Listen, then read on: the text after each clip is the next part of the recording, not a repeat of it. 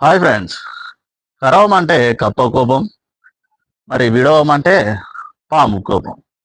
Friends, పాము కప్ప నోట కరుచుకొని ఉండంగా అయ్యో పాపం కప్ప కాగానే చచ్చిపోతుంది అని పామును వదిలేయమంటే పాము ఏం చేస్తుంది? మనకు గుర్రు అని చూస్తుంది. సరే మరి కరువు అని అంటే అన్నంలో కప్ప ఏం చేస్తుంది? మనని గుర్రు అని చూస్తుంది. ఇట్లా కప్ప పాముల బంధమే అత్త కోడల బంధం కూడా సేమ్ ఇట్టే ఉంటుంది. ఒక యువకునికి కొత్తగా మ్యారేజ్ అయింది అనుకోండి, ఓ నెల 2 నెలలు అత్త కోడళ్ళు అవ్వ బిడ్డలాగా మంచిగా కలిసిమెలిసి ఉంటారు. ఏ పంచాయతీ బయట పడకుండా ఓ 2 నెలలు కాపాడుతారు. తర్వాత ఏమవుతుంది? చిన్న చిన్న మనస్పర్ధలు వస్తే కోడలు ఏమంటది, నేనే వట్టిగా వచ్చిన నీకు 50 లక్షలు తెచ్చినా అని కోడలు అత్త వీరికి కుడుతుంది.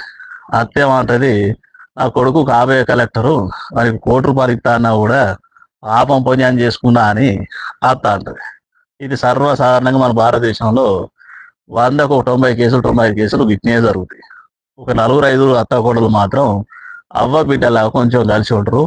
సమాజానికి కట్టుబడి అడ్జస్ట్ అయి బతుకుతారు. అసలు బతకాల్సిన పద్ధతి ఇది.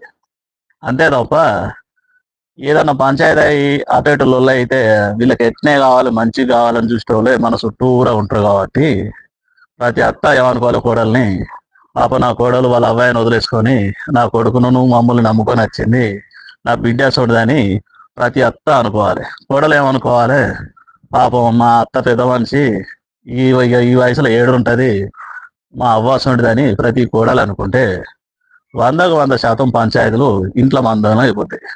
ఇట్లాంటి చేసుకునే పంచాయతీలు మన ఇంటి మొదటి చేసుకున్నాం అనుకోండి ఫ్రెండ్స్, చూసుకునే వాళ్ళు కూడా లోకు అయిపోతా ఉంటది. మన దగ్గర ఎంత డబ్బు ఉండి మన దగ్గర ఎంత మంచి పేరున్నా కూడా చిల్లర ఇవ్వడం అవుతుంది. ఎవరైనా అణిగి మణిగి సర్దుకపోయే గుణం ఉంటే మన జీవితం అనేది ముందుకు సాగుతుంది. నువ్వెంత అనుకుంటే అది ఎంతో దూరం పోతుంది. అట్లా జరిగిన సంఘటనలు పెయిన్లు అయినాక 1 నెల 2 నెలలకు 6 నెలలకు పోలీస్ స్టేషన్ ఎక్కని జంటలే ఉంటలేవు ఈ రోజుల్లో.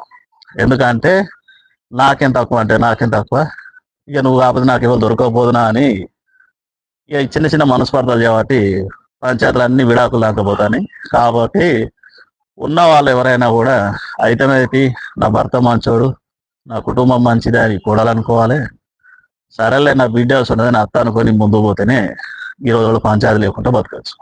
ఎవరికి వాళ్ళు ఇగో ఫీలింగ్ పెట్టుకోవద్దు.